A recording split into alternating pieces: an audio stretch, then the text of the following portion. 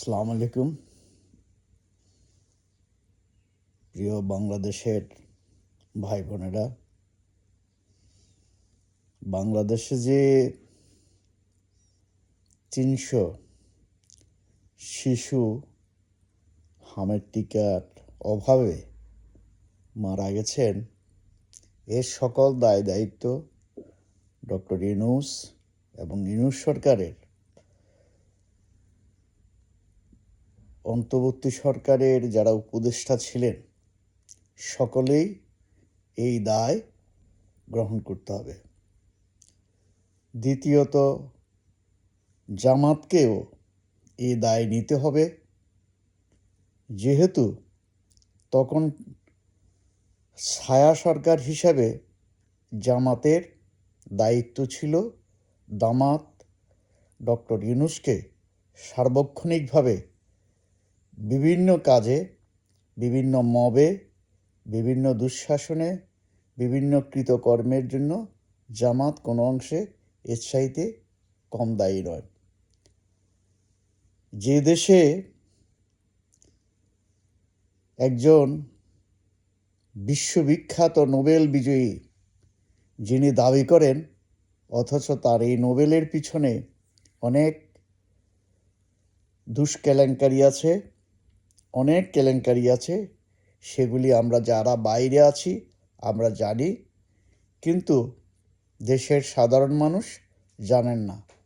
তবুও বলবো, এই ডক্টর ইউনূস যখন মেটিকুলাস ডিজাইন করে ক্ষমতায় এসছে, এই ক্ষমতার কারিগর ছিল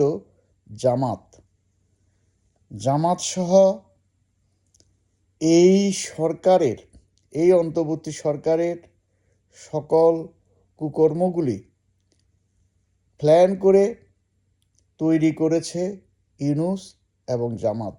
অতএব যে ৩০০ শিশু হামের টিকার অভাবে মারা গেছে, এর দায় জামাতকেও নিতে হবে এবং ডক্টর ইউনূসকে তো অবশ্যই নিতে হবে।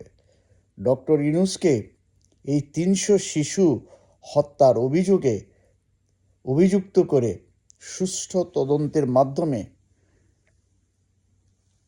বিশ্ব স্বাস্থ্য সংস্থার অধীনে এই কুখ্যাত ডক্টর ইউনূসের বিচার করে তাকে যথাযথ শাস্তি প্রদান করা হোক। কারণ একজন রাষ্ট্রপ্রধান হয়ে বিভিন্ন রকমের